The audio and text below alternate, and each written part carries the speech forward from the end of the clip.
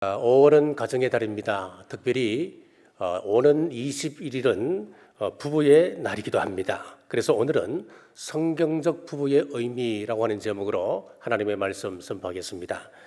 가정학자 윌리엄 커노크는 지금 이 시대는 가족 구성원들 사이가 점점 멀어져 극단적 개인주의가 가정의 의미를 뒤흔들고 가족들을 제각기 흩어지게 만들었다라고 했습니다. 실제로 맞벌이 부부로 인해서 가족들이 서로 만나 대화할 시간이 점점 줄어들고 있습니다.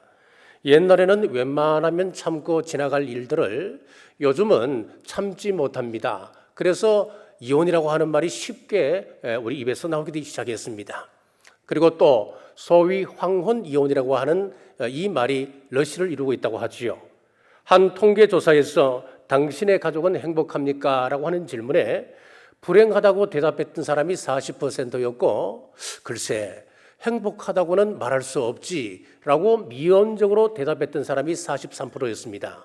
자, 다른 말로 이야기하면 83%의 사람이 우리 가정에서 행복을 누리지 못하고 살아가고 있다고 하는 이야기입니다. 자, 이런 어그러진 가정이 아닌 아름다운 천국 같은 가정은 어떻게 가능할까요? 이것은 국가가 해줄 수 없는 일입니다. 윤리나 도덕이 어떻게 할 수가 없습니다. 오늘 본문은 바른 성경적 부부관을 우리에게 제시해주고 있습니다. 첫째, 부부는 서로에게 돕는 배필이 되어야 합니다. 18절 말씀입니다. 여호와 하나님이 이르시되 사람이 혼자 사는 것이 좋지 아니하니 내가 그를 위하여 돕는 배필을 지으리라 하시니라. 하나님께서 아담과 하와에게 에덴 동산을 주셨습니다. 여기서 에덴이라고 하는 것은 기쁨, 즐거움, 행복 그런 뜻을 가지고 있습니다. 그러나 에덴 동산에는 하나님도 계셨습니다만은 마귀도 있었습니다. 각종 만난 과실나무가 있었던 반면에 선악을 알게 하는 나무 또한 있었습니다.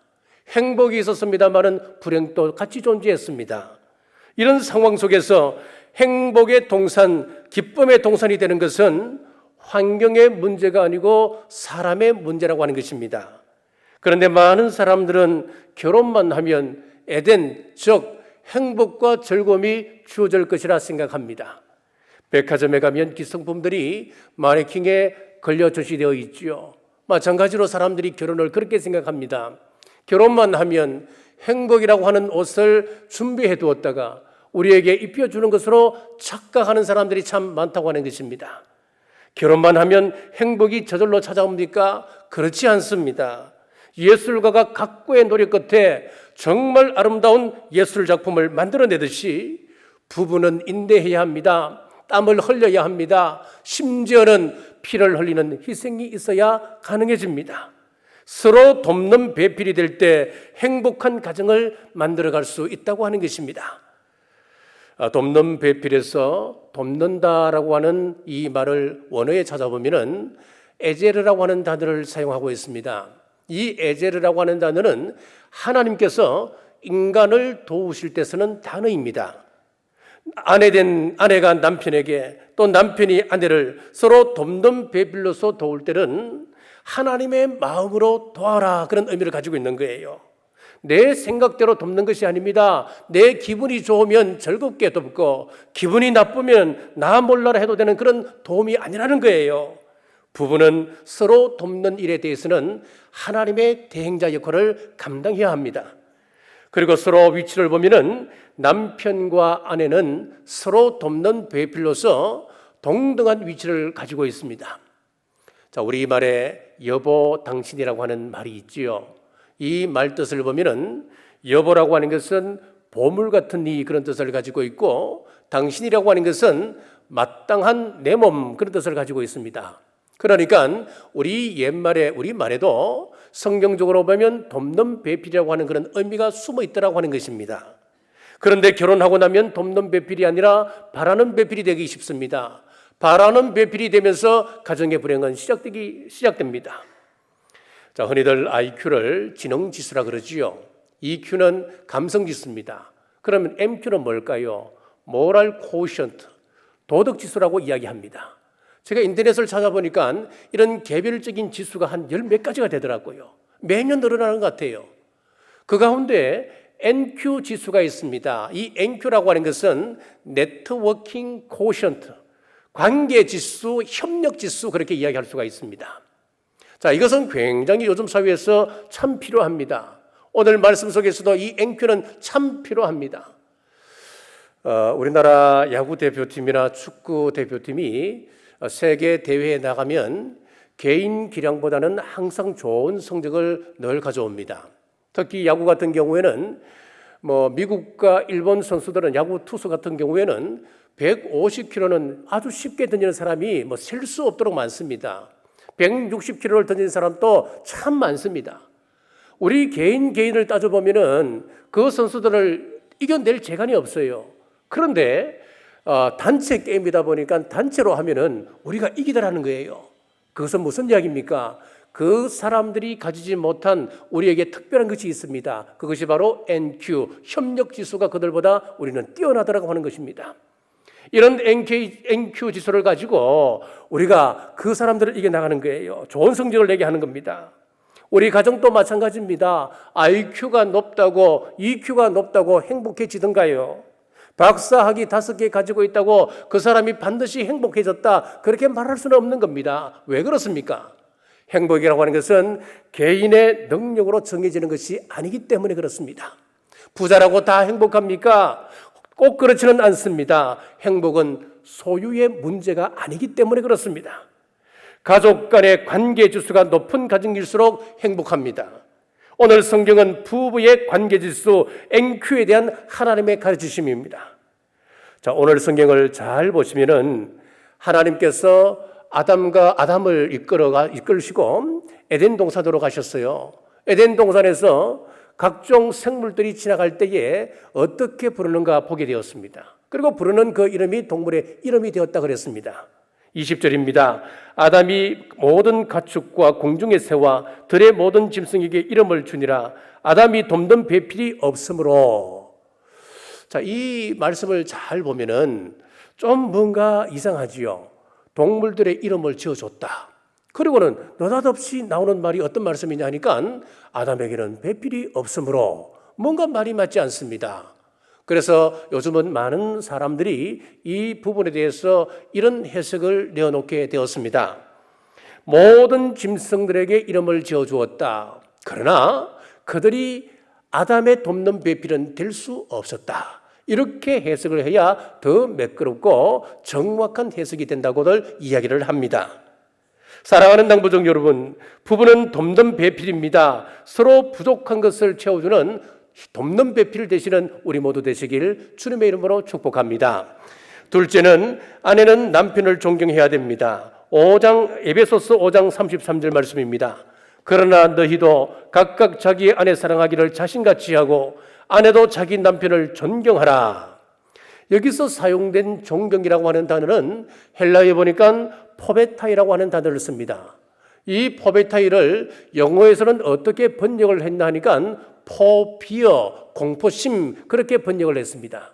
그러니까 무슨 이야기냐면은 남편을 존경하는 것은 그만큼 두려운 하나님의 질서다라고 하는 것을 말하고 싶은 거예요. 그런데 아내가 남편을 보면 존경하고 싶은 마음이 잘 없습니다. 다른 남자와 비교해 보면 내 남편이 무능해 보입니다.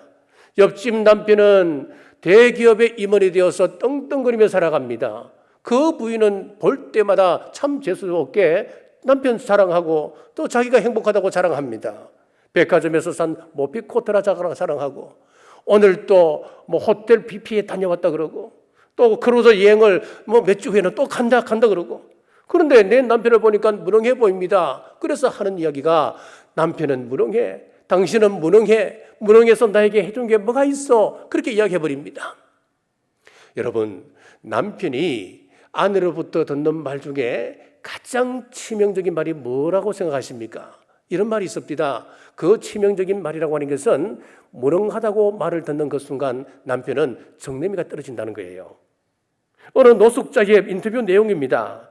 아내로부터 무능하다고 하는 말을 매일 듣느니 그리고 한 공간에서 매일 그 소리를 듣고 살아가느니 차라리 서울역에서 마음 편하게 노숙자 생활하는 것이 낫다 생각하고 여기서 노숙자 생활을 한다는 거예요.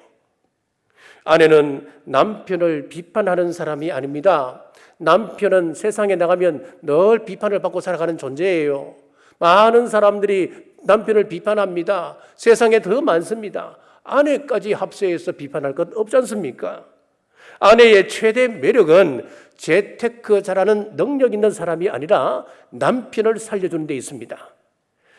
가정에서 아내가 하는 일을 뭐라고 이야기합니까? 살림이라고 이야기하죠.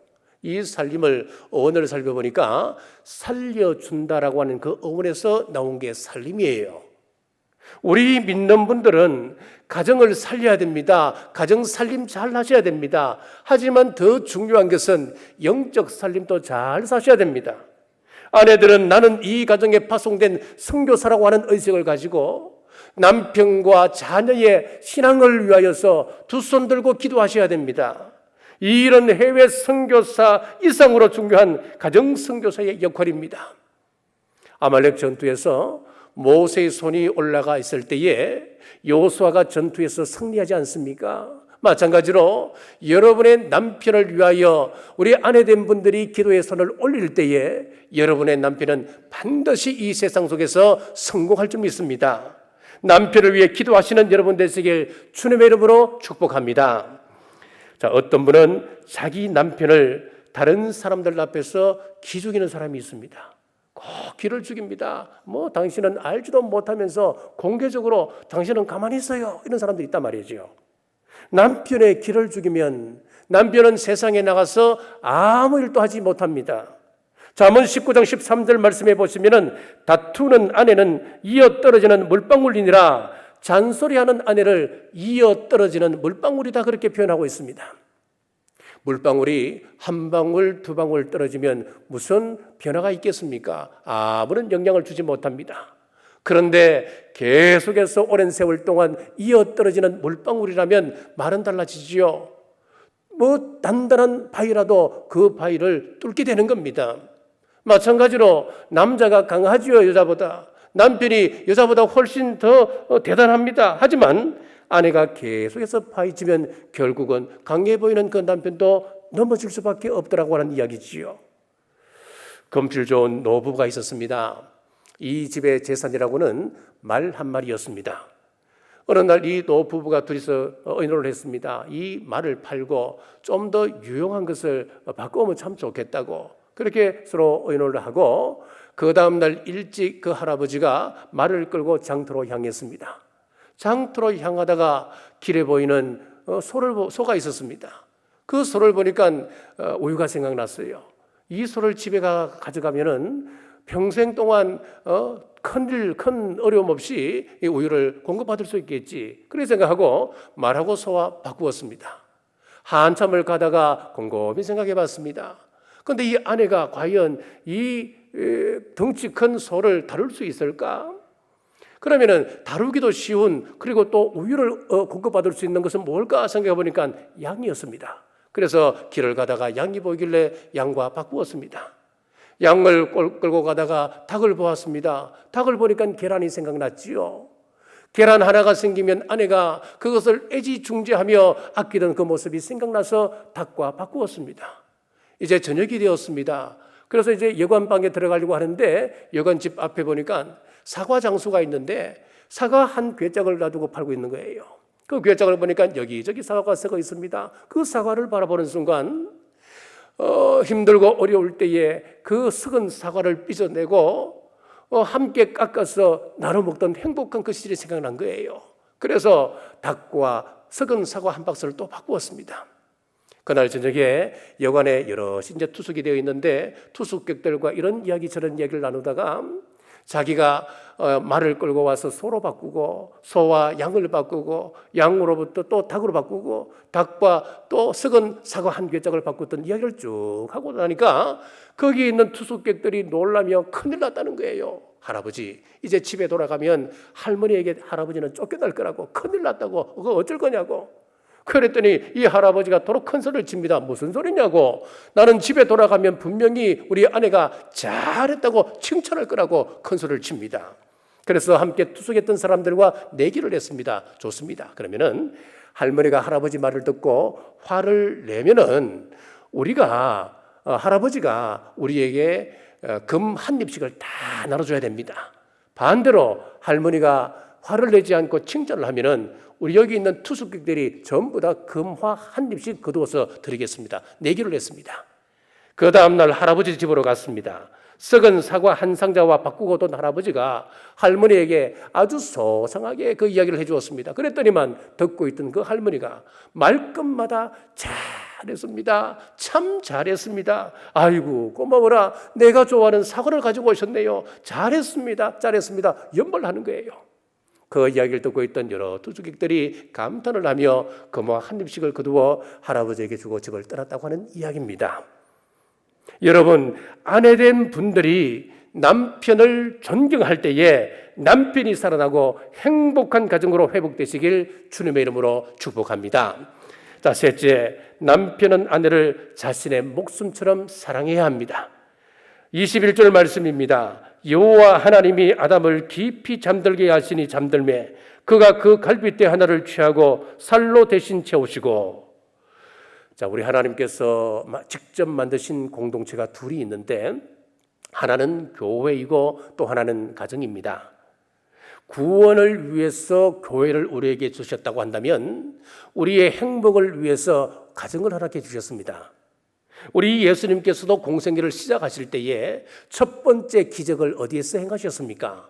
갈릴리 가나 혼인잔치집에서 물을 포도주로 바꾼 기적 아니었습니까?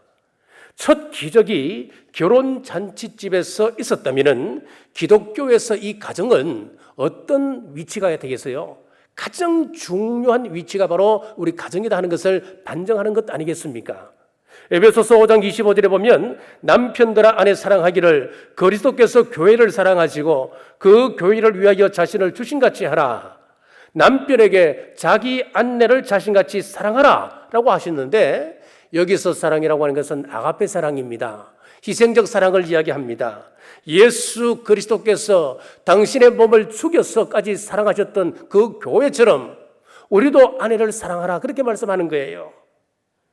자, 하나님께서는 구원과 행복의 비밀을 교회와 가정 안에 숨겨두셨는데 이 교회와 가정은 그냥 만들어진 것이 아니었습니다. 예수님께서 십자가 위에서 옆구리가 찔려 피를 흘린 다음에 교회가 세워지게 되었습니다. 가정도 마찬가지였습니다. 아담의 옆구리를 찔러서 옆구리에서 갈빗대를 취했습니다. 피를 흘렸습니다. 갈빗대를 치우고 난 다음에 가정이 만들어지게 되었습니다. 이 말씀을 적용적으로 보면 자기 목숨처럼 사랑해야 한다고 하는 것을 말씀합니다. 자, 그럼 하나님께서 왜 많은 뼈들 가운데 하필이면 갈빗대를 취하여서 여자를 만들었을까요? 좀 단단한 두개골이나 단단한 무릎뼈로 만들었으면 얼마나 여성이 더 강해졌을까요? 자, 탈무드에 보면은 여기에 대해서 이렇게 말씀하고 있습니다. 하나님은 여자를 남자의 머리로 만들지 않으셨다. 만약 그렇게 만들었더라면 여자가 남자를 지배하고 말았을 것이다. 하나님은 여자를 남자의 발로 만들지 않으셨다. 만약 그렇게 만들었더라면 남자는 여자를 노예로 부렸을 것이다. 하나님은 여자를 남자의 갈비뼈로 만들었다. 그 이유는 여자는 언제나 남자의 가슴 곁에 있어야 하기 때문이다. 그렇습니다. 아내는 남편의 보호와 사랑을 받아야 할 존재라고 하는 것입니다. 남편을 영어로 husband라고 이야기하지요. 이 단어는 하우스와 밴드의 합성어입니다. 그대로 번역해 보면 집의 울타리가 바로 남편이에요. 아내의 울타리가 되어야 하는 사람이 남편이라고 하는 말입니다. 여러분, 아내가 언제 변하고 언제 힘을 얻는지 아십니까? 내 부끄러움을 남편이 덮어줄 때 아내는 새 힘을 얻습니다. 자, 그러기 위해서는 베드로전서 3장 7절의 말씀을 우리가 이해하면 아내를 이해하는 데 훨씬 쉽습니다. 남편들아, 이와 같이 지식을 따라 너희 아내와 동거하고 그를 더 연약한 그릇이요 또 생명의 은혜를 함께 이어받을 자로 알아 귀히 여기라. 여기 보면은 지식을 따라 그렇게 되어 있어요. 우리가 아내를 알아가는데 지식을 따라서 알아가라 그렇게 말씀합니다. 부부가 한 이불 아래서 한 솥밥을 먹고 수십 년을 같이 산다 하더라도 우리가 지식을 따라서 배우지 아니하면 우리가 아내에 대해서 모르는 거예요. 가정학자 게리 스몰리 박사는 남편과 아내에 대해서 이렇게 이야기했습니다. 덜소 남편과 나비 부인 이런 표현을 했습니다. 무슨 이야기냐면은 아내는 나비처럼 섬세하고 미세하다 그렇게 이야기하는 거예요. 나비는 어떻습니까? 아주 미세한 바람에도 민감하게 움직이지 않습니까? 마찬가지로 아내도 나비처럼 이런 사소한 일에도 민감하게 반응할 수밖에 없는 존재라고 하는 거예요. 그런데 덜소 남편은 어떻습니까? 사소한 것에는 관심도 없습니다. 무감각하고 무신경하다는 겁니다. 남편은 덜소처럼 집안일보다는 바깥일에 더욱더 관심을 기울이는 그런 존재라고 하는 것입니다. 이렇게 자라난 환경도 다르고 배운 교육도 다릅니다. 사회적 훈련도 다르고 생리학적으로도 서로 다릅니다. 그래서 성경은 지식을 따라 그 차이점을 인정하고 너희 아내와 동거하라. 지식이 중요한 거예요. 이 차이를 모르면 이렇게 됩니다. 숫사자와 암소가 정말 깊이 서로를 사랑했습니다. 사랑하여서 결혼을 했습니다.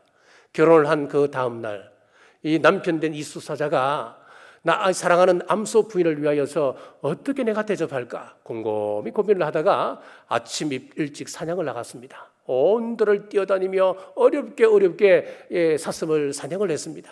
돌아와서 오늘 저녁에 진수성찬으로 내 암소 부인을 행복하게 해주리라. 그리고는 요리를 했습니다. 그 시간 이 암소 부인을 뭘 했겠습니까? 자기 남편 숫사자를 위하여서 유기농 채소를 잔뜩 구해와서 채소 요리를 했습니다. 서로에게 대접을 하는데 먹을 수 있습니까? 그날 저녁에 각자 준비한 것 각자 먹고 그날 저녁에 헤어지고 말았다고 하는 이야기예요. 여러분, 차이를 모르고 자기 생각만 고집하게 되면 그 가정은 불행해질 수밖에 없습니다. 그리고 아내에게 늘 사랑의 고백을 해야 합니다. 23절 말씀을 보십시오. 아담이 이르되 이는 내 뼈 중에 뼈요 살 중에 살이라. 이 고백은 하와를 나의 가장 소중한 보배처럼 여기겠다 그런 고백이에요. 이런 사랑의 고백이 있을 때에 25절에 보시면은 벌거벗었으나 부끄러워하지 아니하니라. 허물이 있어도 부끄러워하지 않는 관계, 약점이 있어도 부끄러워하지 않은 관계, 그리고 실수해도 부끄럽지 않는 관계, 이것이 바로 에덴의 회복을 이야기합니다. 왜 이 말씀이 중요하냐면은 인간이 타락하면서 가장 먼저 벌거벗은 것을 부끄러워하기 시작했기 때문에 그렇습니다. 서로의 허물을 보면 내가 못 견뎌 하는 것입니다. 서로에 대한 존경심이 사라집니다. 서로에 대한 사랑이 사라져버립니다.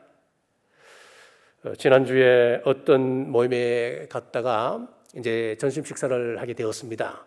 그래서 식당에 갔더니만 제법 넓은 홀인데 옆 테이블에 4명이 앉아 있습니다. 4명이 앉아서 서로 이제 식사를 하다가 그중 한 사람이 아주 큰 소리로 홀 전체 사람들이 다 들을 수 있을 만큼 큰 소리로 자기 아내를 욕하기 시작하는 겁니다. 자기는 안 그런데 자기 아내는 참 무섭다고, 좀 화가 나면 자기를 그렇게 때린다는 거예요. 눈에 뭐가 보이면 보이는 물건마다 전부 다 집어 던진다는 거예요. 무섭다는 거예요. 그래서 여자다운 구석이 없어서 집에 들어가기 싫다는 거예요. 자, 이렇게 아내에 대해서 욕을 하는 거예요. 남편 된 여러분, 남들 앞에서 아내의 울타리가 되십시오. 아내를 보호하진 못할 망정 약점을 폭로해버리면 그것은 남편다운 것이 아닙니다. 아내를 내 몸과 같이 사랑할 때 여러분 가정에 에덴의 행복이 가득하시길 주님의 이름으로 축복합니다. 말씀을 뵙겠습니다. 오늘날 왜 가정이 해체됩니까? 왜 서로 사랑해야 될 부부가 원수처럼 지내고 있습니까? 오늘 말씀을 기억하십시오. 부부는 서로 돕는 배필입니다. 아내는 남편을 존경하고 아내는 남편을 사랑하십시오. 이 말씀에 순종하여 기쁨과 행복의 에덴이 여러분 가정에 회복되시길 주님의 이름으로 축복합니다. 기도하겠습니다. 아버지 하나님, 오늘 가정을 통하여 가정의 소중함과 가정의 섬김의 원리를 함께 나누게 하심을 감사합니다. 주님께서 허락하신 가정에서 항상 기뻐하며 서로 돕는 배필의 아름다운 역할을 잘 감당하는 아름다운 가정 되게 하옵소서. 남편은 아내를 내 몸처럼 사랑하고 아내는 남편을 존경하여 하나님 앞에서 온전한 가정 이루어 하나님의 기쁨 되는 우리 가정들 되게 하옵소서. 다시 오실 예수님 이름으로 간절히 기도드리옵나이다. 아멘.